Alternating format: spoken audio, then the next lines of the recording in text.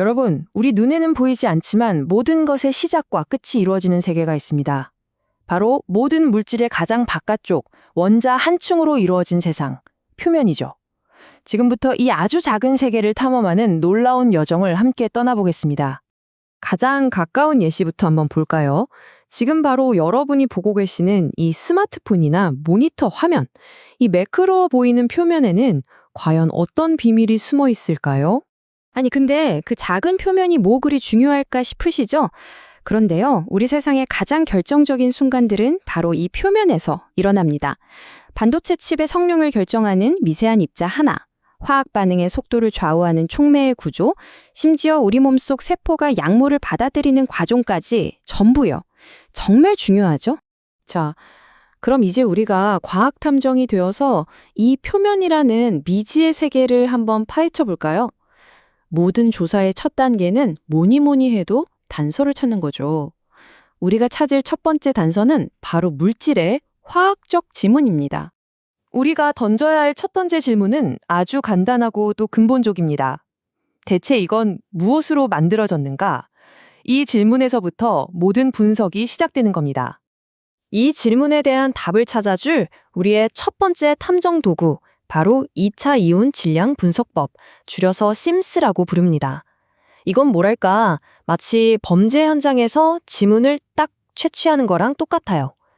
고에너지 빔으로 표면을 때려서 튕겨 나오는 아주 작은 조각들을 분석해 그 표면의 화학적 지문을 알아내는 거죠. 다 원리가 궁금하시죠? 여기 그림을 보시면 아주 쉬워요.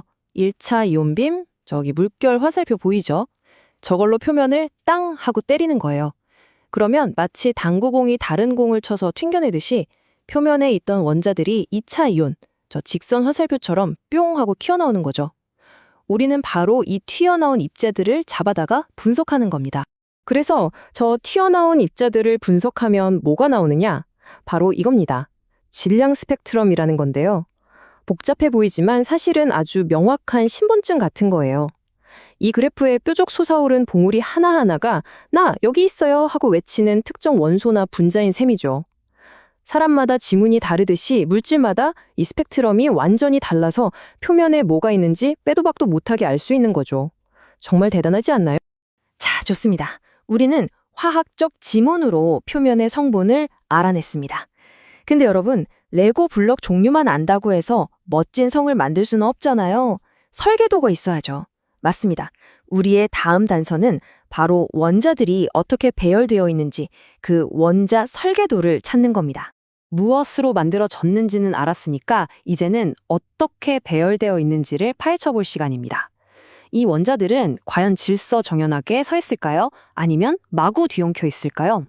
이 원자 설계도를 우리 눈으로 직접 보게 해주는 마법 같은 도구가 있어요. 바로 주사 터널링 현미경, STM입니다. 이건 정말 상상 초월이에요. 원자 몇 개 크기의 아주 뾰족한 탐침으로 표면 위를 살살 훑으면서 원자 하나하나의 위치를 직접 그려내는 기술이거든요. 말 그대로 원자를 보는 겁니다. 진짜로요. 와, 그리고 이게 바로 STM이 우리에게 보여주는 세상입니다. 지금 보고 계신 이 이미지, 놀랍지 않으세요? 이 가느다란 선 하나하나가 전부 분자 가닥이에요. 우리는 지금 원자 수준의 설계도를 직접 보고 있는 겁니다. 정말 강력한 도구죠. 그런데 말이죠. 우리의 탐정 활동이 순탄하게만 흘러가진 않습니다. 아주 근본적인 그리고 치명적인 문제에 부딪히게 되거든요. 바로 관찰자의 딜레마입니다. 문제가 뭐냐면요. 이거예요. 어떻게 무언가를 보면서 그걸 망가뜨리지 않을 수 있을까? 이게 우리가 사는 큰 세계에서는 별 문제가 안 되지만 원자 세계에서는 본다는 행위 자체가 대상을 흔들고 심지어 파괴해버릴 수 있다는 거죠. 이 문제가 얼마나 심각한지는 이 인용구가 아주 잘 말해주고 있어요. 유용한 이미지를 얻을 가능성은 거의 없다. 이게 무슨 뜻이겠어요? 표면을 좀 더 자세히 보려고 에너지를 가하는 순간 표면이 와장창 깨져버려서 정작 중요한 정보는 얻기도 전에 분석 대상을 잃어버린다는 뜻입니다. 정말 딜레마죠? 그래서 과학자들이 가만히 있었을까요? 천만에요. 기가 막힌 해결책을 찾아냅니다. 바로 도구를 업그레이드하는 거죠.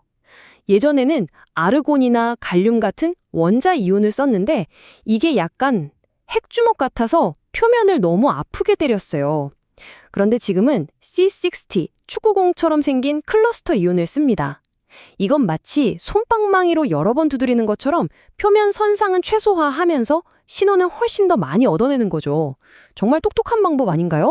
자, 이제 거의 다 왔습니다. 우리의 탐정도 막바지를 향해 가고 있네요. 지금까지 우리가 모은 단서와 도구들을 하나로 모아서 이 표면이라는 미스터리의 전체 그림을 한번 완성해 봅시다. 현대 표면 분석에서 가장 중요한 건 사실 어떤 기술 하나가 최고라는 게 아니에요. 진짜 핵심은 여러 기술을 조합하는 데 있습니다. 마치 흩어져 있던 퍼즐 조각들을 맞춰서 하나의 완벽한 그림을 만드는 것처럼요. 생각해보세요. 심스는 우리에게 이게 대체 뭐야? 라는 질문에 즉 화학 성분에 대한 답을 주죠. 그리고 STM은 원자들은 다 어디에 있어? 라는 질문에 실제 배열을 보여줍니다. 여기에 LDED 같은 다른 기술을 더하면 얘네들 무슨 패턴으로 서 있어? 같은 더 깊은 정보까지 알 수 있어요.